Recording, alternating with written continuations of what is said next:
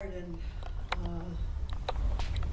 and yet had this incredible presence and seemed like a deity. And so I put the manatee as the center of the exploratory hybrid narrative poem, which is one long piece in different parts. It's supposed to take place over 3 days and enacts a kind of Buddhist ritual called the Kala Chakra, or the nature of time. And has a introduction which explains some of these notions. And I invoke Jack Spicer, who, anyway, the sense of the radio, who talks about the radio being on in poets as kinds of radios and receivers and so on. That's a little bit out of pound, but all radios are not the same although their receivers work in the same way. In this view, there's no such thing as a universal mind in which our minds all participate, but rather myriad, unique individual pathways, innumerable possibilities. One of Spicer's metaphors for the poet is the radio. The poet is always on. And what is the mind of manatee was a question for this poem. There seemed something wonderfully cognizant and primordial and on in the manatee spirit, albeit at a less speedy frequency. And all of you know what a manatee is, right? Most people in this culture and country too. The manatee was being taken off the endangered list. This encounter led to other encounters. There was a sense of manatee standing in for all endangered species and all the struggles of the non-human elementals.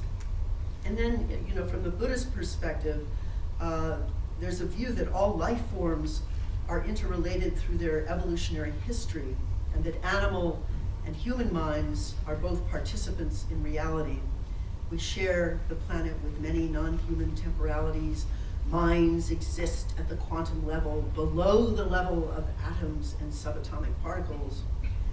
And the saying is, minds never come from nothing or go to nothing.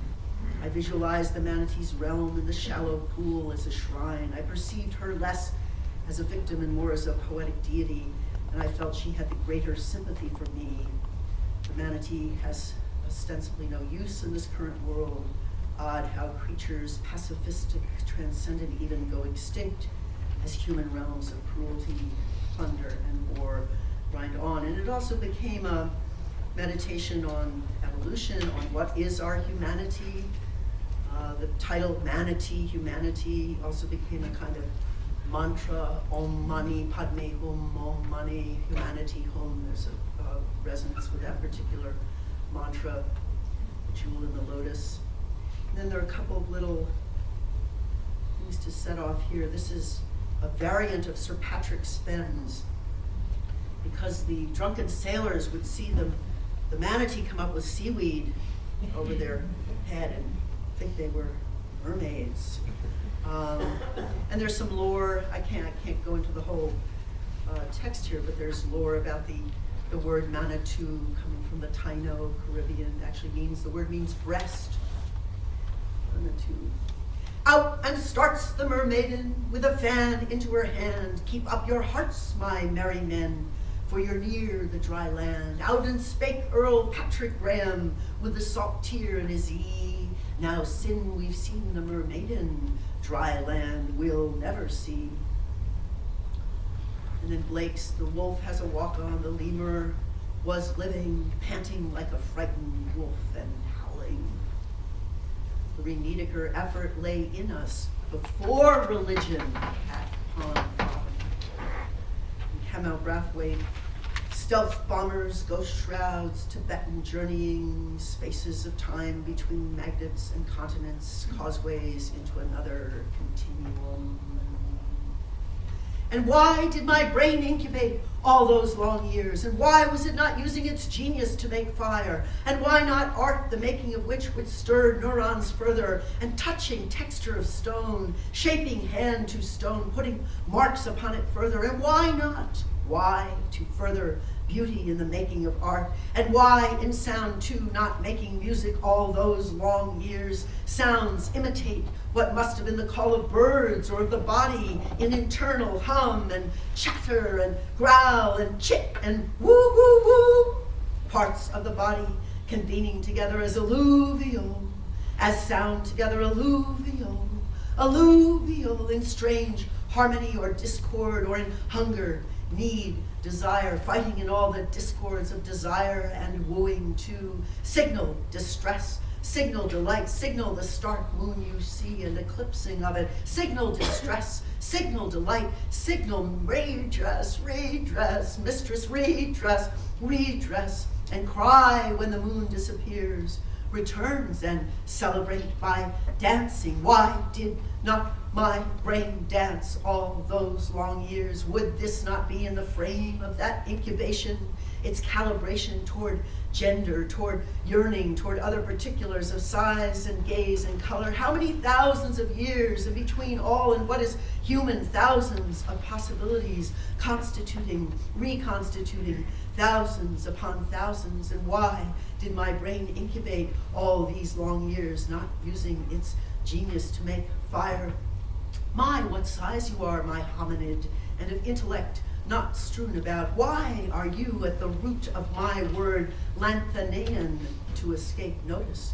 Why do you explore the periphery of latere to lie hidden inside a universe with a hidden dimension one tries curling up inside of what, if, and why?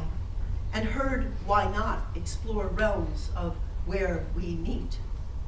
Oldowan stone of irregular edge cuts another stone crudely. Stone of irregular edge cuts broodingly. Old woman, hold the blunt instrument to soothe thee, or Achillean more gracile hammer flakes off stone rue thee, and vocal in the cry of hunt, kill, what, kill thee?